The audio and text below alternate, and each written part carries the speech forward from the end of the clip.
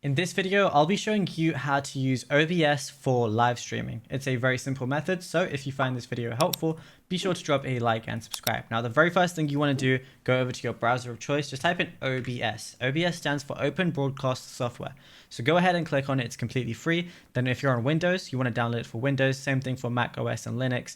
Just click on it, then it's going to download the installer, but I already have OBS installed, so I'm just going to go ahead and cancel that. It's going to say thank you for downloading OBS Studio. Then run the installer and just install OBS. Now, once you've installed it, it's going to be up on your desktop, which mine is right here. This is the logo it looks like. If you can't find it, go to search and just type in OBS, and it's going to look like this. Also, for live streaming and even recording, I'd always recommend running it as administrator. It's way more better because, for some reason, whenever you don't run it as administrator, sometimes the recordings or the streams can mess up. You might get less FPS in game. You might get more input delay. So always run as administrator. But then once you open it up, it might look something like this. And if it doesn't, you're going to have to make a scene first of all. So all you want to do is click plus. You can name the scene anything you want. And then let's just say this is the scene I made. Over here, you're not going to have any sources initially, but let's say you wanted to go ahead and, capture a game. All you got to do is press plus, then click on game capture. You can name it anything you want.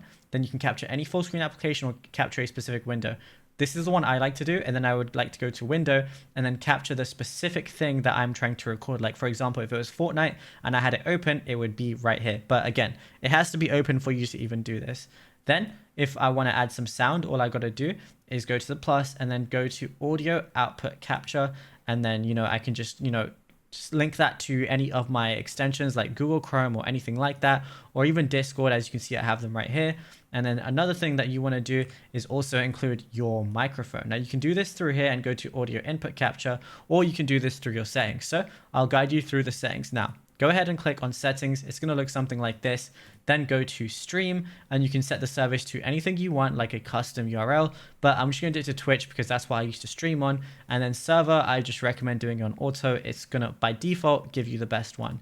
Then go to output. Now for your streaming settings, firstly, I'd make sure the output mode is on advanced, then scroll down. Constant bitrate is way better than variable bitrate, so keep it at constant. And Twitch by default, like they recommend 8000 kbps. It's just like the standard. So do at 8000, but if your internet can't support 8000, then I'd recommend doing something lower like 5000 or 6000. And then for preset, I like having it at fast, low quality because this doesn't make too much of a difference in quality, but it does improve your frames per second. And multi-pass mode, I'd have it at 2 passes, B frames 0, put the profile to high, and keep look ahead on and turn off adaptive quantization. And then all you got to do is press OK with that. And for your video, make sure it's both 1920 by 1080. Your canvas and output should both be the same aspect ratio. And then your FPS value, 60 FPS just looks a lot better.